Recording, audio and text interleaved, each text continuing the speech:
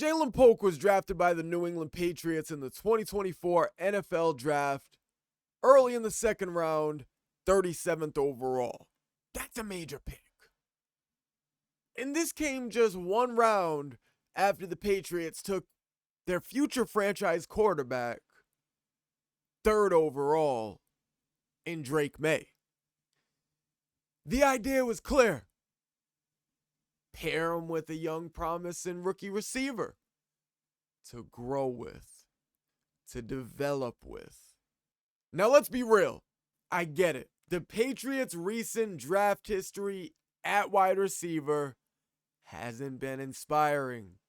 So when the Patriots took Jalen Polk in the second round of that 2024 NFL Draft, there was probably fans hesitant. And then, what's he go out and do his rookie season? Not a damn thing. So I understand the frustration that we're currently dealing with when it comes to Jalen Polk.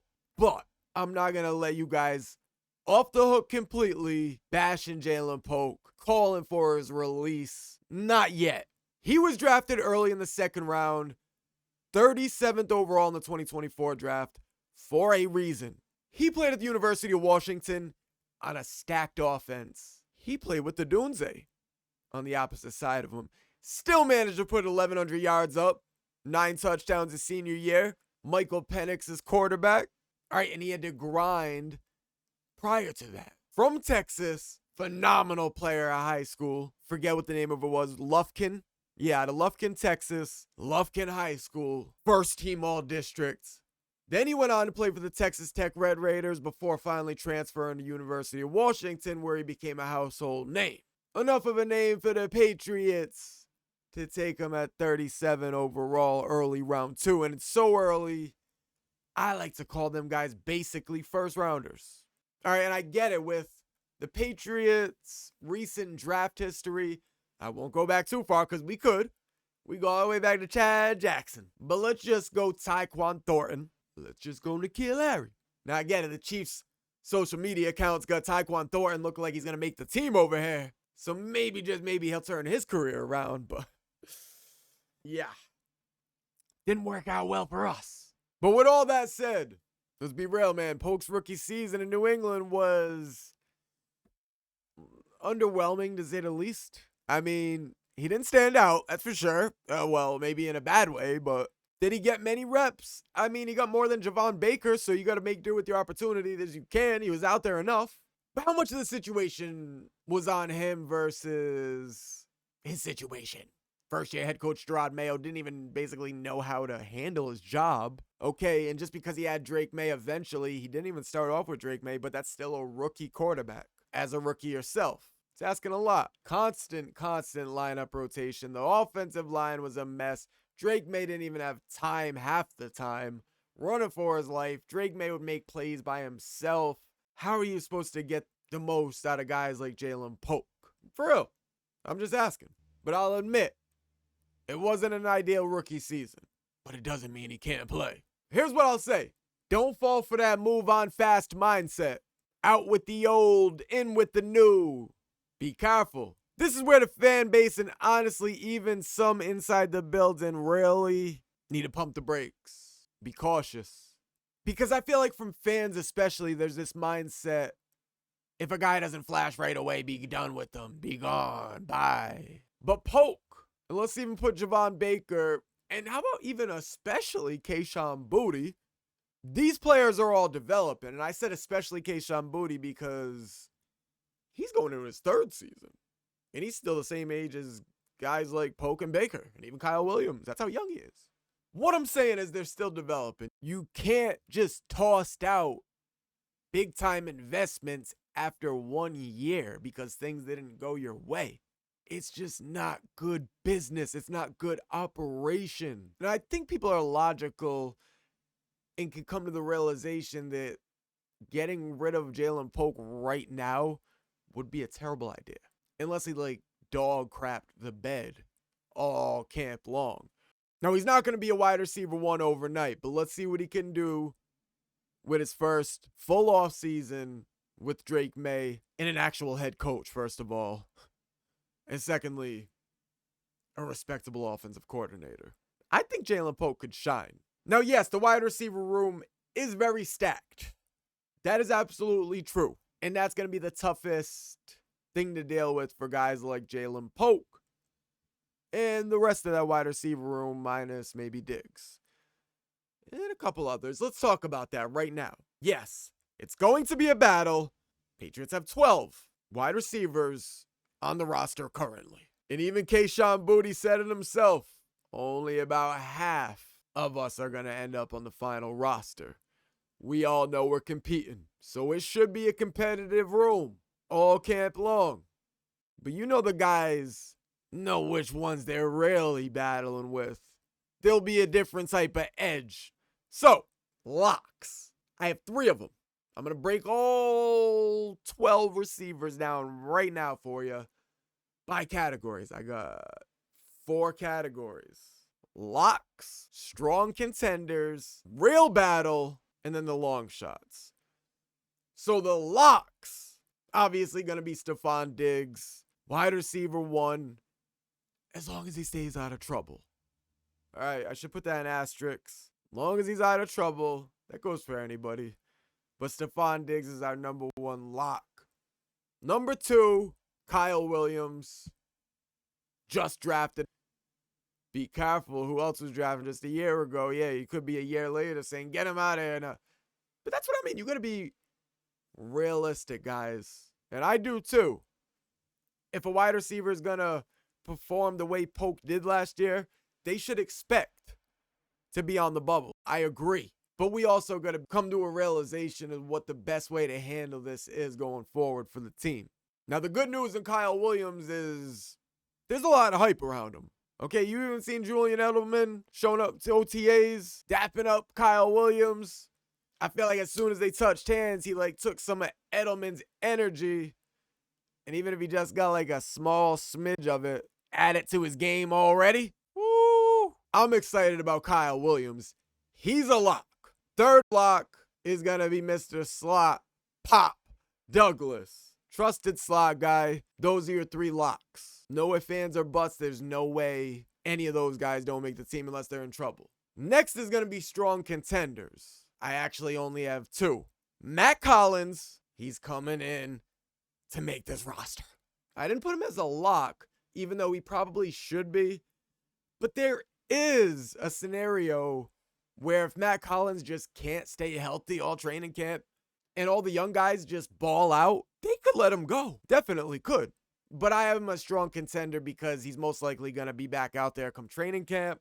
Judging off of how he's played recency with the Buffalo Bills and the playoffs, he's been pretty damn good. And he's only gotten better as his career's gone on. So he's a trusted vet now. I feel like the Patriots could use that. I do. And then the other strong contender to me, some people are going to question mark this one, Kayshon Boutte. Okay? To me, he's round 1 talent before the injury in LSU. I think he can get back to that. We've seen him even shine last season at times. And last season was a disaster for this team. So if Boutte did it last year, I know there were pre-draft trade rumors. I think he could do it this year. And then some. Having Diggs up ahead of him will only help. So Kayshon Boutte's a strong contender to make this team, in my opinion. I see him making it. I do. This is where the fun starts. Real battle. This is where the real battle is, baby. I got 1, 2, 3, 4. Kendrick Bourne. The other vet. We just talked about Matt Collins. This is the Patriot vet. It's a shame that he's got a battle, but let's be real, man. He's been with us for a while. Competition's going to be with all these younger guys. He's at a disadvantage. The advantage side that he has, Josh McDaniels is OC again. 2021, when Josh McDaniels was the offensive coordinator of the Patriots, Mac Jones' rookie season, Kendrick Bourne had the best year of his career, stat-wise. So he has that going for him. And so far in OTAs, who's been targeted the most? From wide receiver, Kendrick Bourne. But he's going to go in the real battle spot because of everything I just said. Next is going to be our guy we're talking about in this video, Jalen Polk. All right, he's going to be a part of the rail battle, but I think he deserves that second year ultimately. I'm still putting him in the rail battle because I'm being honest. He's got to prove himself still. He's still going to go out and have a good camp, good preseason, good everything. Do extra. Show that you want it. And if he does all those things, he will make this team. He was drafted ahead of Kyle Williams, basically, if you had him in the same draft. Next up in the rail battle, Javon Baker. Same draft as Jalen Polk, same deal. Obviously, he was drafted later. They're not as much invested in him. He could easily be gone, and we heard Mike Vrabel yelling at him in OTAs after he made a deep catch.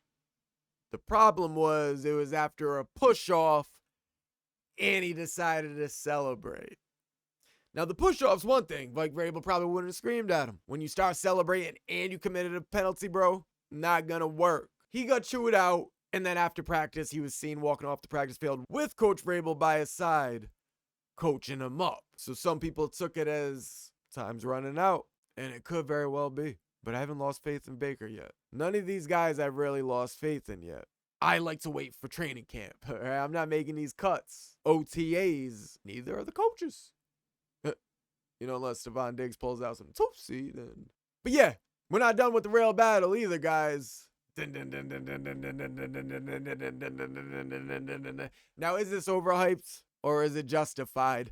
Efton Chisholm III, undrafted rookie free agent. He does have a shot to make this team. He's in the rail battlefield, baby. I don't got him in the long shots. He's got the last spot in the rail battlefield. I do think he's being overly hyped, but I am excited. He's shifty, quick. I got a good feeling about him, man. We'll see how it goes. May the best man win. Now, the long shot's going to be John Giles, Demare Blankhamsey, and Jeremiah Webb. They're not making this team, bro. It's out of the other 9 guys. So, back to the video. Main topic, Jalen Polk.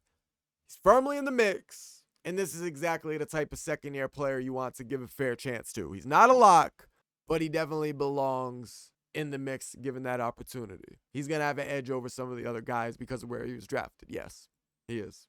So here's the case, man. Why does Jalen Polk deserve another year? Because the guy could ball. He's a technician, smooth out of his breaks, great hands, physical after the catch. Looks a little bit quicker so far through OTAs. I know, man, there's not even pads, really. I don't want to overreact on stuff like that, but I think Jalen Polk could be a solid player for this team. I'm not done with him. He's still young, still developing, still has the tools to contribute. Give him the chance to compete. Let him fight for a spot. Let him work with Drake May and show what he could really do in year 2 with the full-on offseason with Drake May as a starting quarterback. Not Jacoby Brissett, not rotating Brissett and May here and there. No. Drake May start to finish, and not to mention that you got Josh McDaniels calling the offense. It's better all around. I think you get a more productive Jalen Polk. Well, I would hope so. Certainly. What do you guys think, man? I just wanted to bring this to light to discuss it. To show you guys that maybe we shouldn't jump the gun and just say, get rid of him. Because that's what we tend to do as fans. And I get it. It can be frustrating. But I'm not ready to give up on Jalen Polk. All right? And I want to know how you guys feel about it too. Do you think he deserves to make this team? Or are you kind of just waiting for training camp to play out like I am, honestly? Because that's really what I'm doing. But I just want to talk ultimately how I feel about everyone just making their roster cuts right now prematurely. Saying, yeah, Polk's gone. Baker's gone. Bring in Efton Chisholm. We're good. Let's go. Maybe I'll make a video about Efton Chisholm and him being overhyped and people overreacting about him, because it's definitely true.